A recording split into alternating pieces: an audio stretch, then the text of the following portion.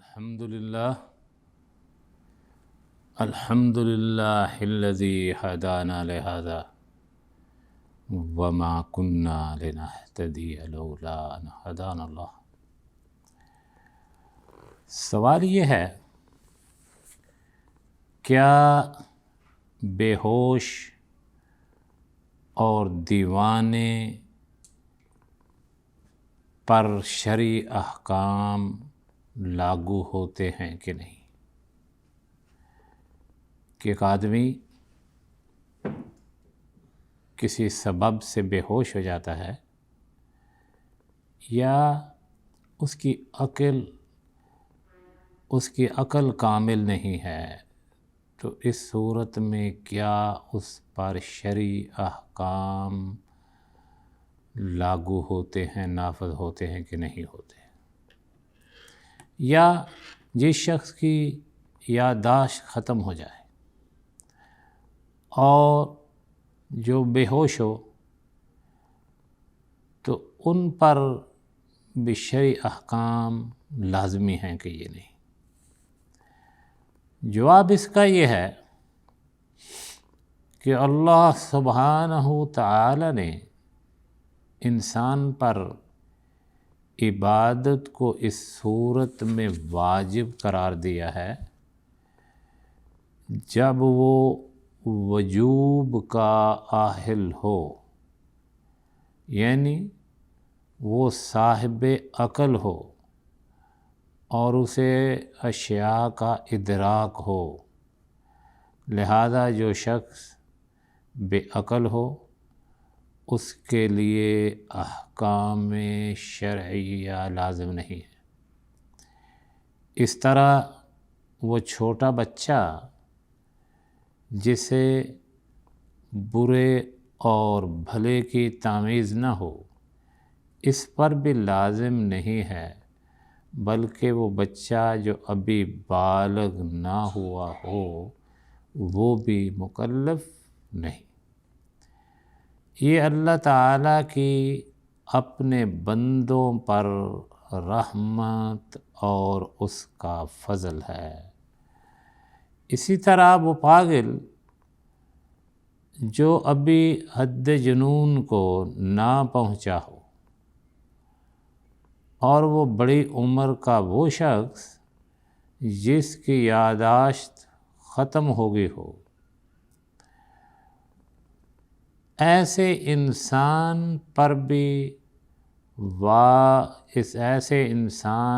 پر بھی احکام شرعیہ واجب نہیں ہوتے۔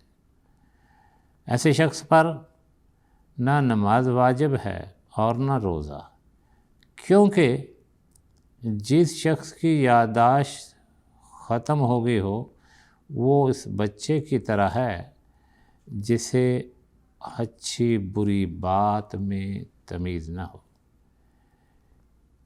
اس سے احکام شرعیہ کی پابندی ساقط ہوگی اور لازم نہیں ہوگی۔ یہ اللہ رب العزت کا اپنے بندوں پر فضل ہے اور اس کی رحمت ہے۔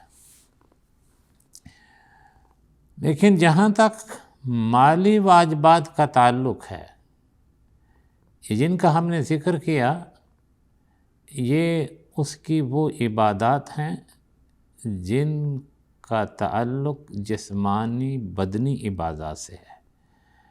لیکن جہاں تک مالی واجبات کا تعلق ہے تو وہ اس کے مال میں واجب ہوں گے، خواہ وہ اس کی یادداشت ختم ہو گئی ہو۔ مثلا زکوٰۃ اس کے مال میں واجب ہوگی، بے شک وہ بچہ ہو یا بوڑھا زیادہ ہو یا مجنون ہو۔ اس کے ولی کے لیے واجب ہوگا کہ وہ اس کے مال میں سے زکوٰۃ ادا کرے، کیونکہ وجوب زکوٰۃ کا تعلق مال سے ہے، جیسا کہ ارشاد باری تعالی ہے، خذ من اموالہم صدقۃ تطہرہم وتزکیہم۔ فرمایا خذ من اموالہم صدقہ تطہرہم وتزکیہم، ان کے مال میں سے زکوٰۃ قبول کر لو کہ اس سے ان کی ظاہر میں بھی اور باطن میں بھی ان کو پاک کر دو۔ اللہ رب العزت نے اس جگہ پر، یہ سورۃ توبہ ہے، فرمایا خذ من اموالہم، ان کے مال میں سے قبول کر لو، اور یہ نہیں فرمایا کہ ان سے قبول کر لو۔ اور نبی اکرم صلی اللہ علیہ وسلم نے فرمایا فَأَعْلِمْهُمْ أَنَّ اللَّهَ افْتَرَضَ عَلَيْهِمْ صَدَقَةً فِي أَمْوَالِهِمْ تُؤْخَذُ مِنْ أَغْنِيَائِهِمْ وَرَدُّ عَلَىٰ فُقَرَائِهِمْ، لہذا انہیں آگاہ کر دو، خبر دے دو ان کو کہ اللہ تعالیٰ نے ان کے مالوں میں صدقہ فرض قرار دیا ہے، جو ان کے دولت مندوں سے لے کر ان کے فقراء اور مساکین میں تقسیم کر دیا جائے۔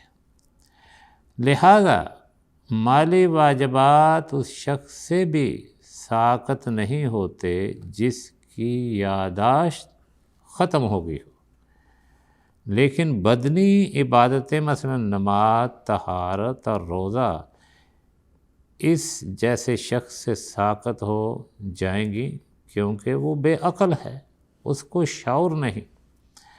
اور جس شخص کی عقل بے ہوشی اور مرض وغیرہ کی وجہ سے زائل ہو جائے تو اکثر اہل علم کے قول کے مطابق اس پر نماز واجب نہیں ہے۔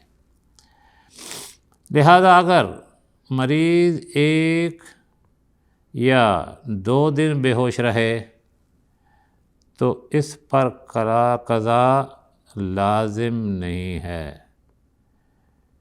کہ 1 یا 2 دن تواتر بے ہوش بے ہوش ہو جائے تو اس پر قضا لازم نہیں ہے، کیونکہ اس میں عقل نہیں ہے اور اسے سوئے ہوئے انسان کی طرح بھی قرار نہیں دیا جا سکتا کہ جو کسی مرض کی وجہ سے بے ہوش ہو جائے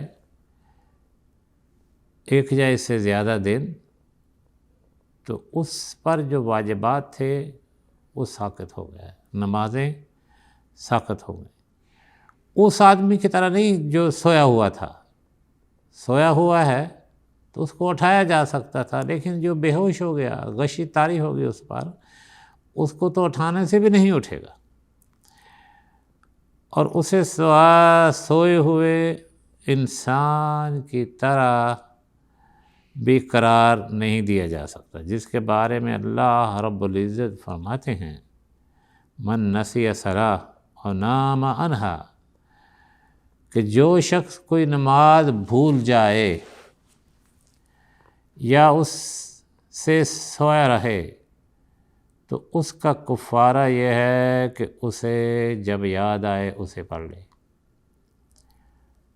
سویا تھا لیکن اٹھ کھڑا ہوا، بھول گیا تھا، اس کو یاد آ گئی، کیونکہ سوئے ہوئے شخص میں ادراک ہے کہ اسے اگر بیدار کیا جائے تو وہ بیدار ہو سکتا ہے، لیکن بے ہوشی میں مبتلا انسان کو اگر بیدار کیا جائے تو وہ بیدار نہیں ہو سکتا۔ اس صورت میں ہے جب وہ بے ہوشی بغیر سبب کے ہو، اور اگر اس کا کوئی سبب ہو، مثلا بھنگ وغیرہ کے استعمال کی وجہ سے بے ہوش ہو، تو اسے بے ہوشی میں گزری ہوئی نمازوں کی قضا ادا کرنی ہوگی۔ یہ دونوں میں فرق ہے۔ اگر 1 سے زیادہ دن بے ہوش ہوتا ہے کسی بیماری کی وجہ سے، کسی سبب کی وجہ سے، تو اس کو نمازوں کی قضا نہیں کرنی، یہ مفتی صاحب کہنا چاہتے ہیں۔ لیکن وہ اگر اس کے علاوہ سو جائے، بھول جائے، بھنگ پی لے، پوستی بن جائے، تو اس صورت میں اس کو ادا کرنی پڑیں گی، کیونکہ یہ سبب شرعی نہیں ہے، اس نے اپنے آپ کو خود بے ہوش کیا۔ تو یہ وہ احکام ہیں اس شخص کے بارے میں جس کی یادداشت ختم ہو جائے اور جو بے ہوش ہو جائے، یا وہ ایسی حالت میں ہو کہ اس کو بیدار نہ کیا جا سکے۔ دعا ہے اللہ رب العزت ہمیں نمازیں پڑھنے کی، عبادت کرنے کی توفیق عطا فرمائے۔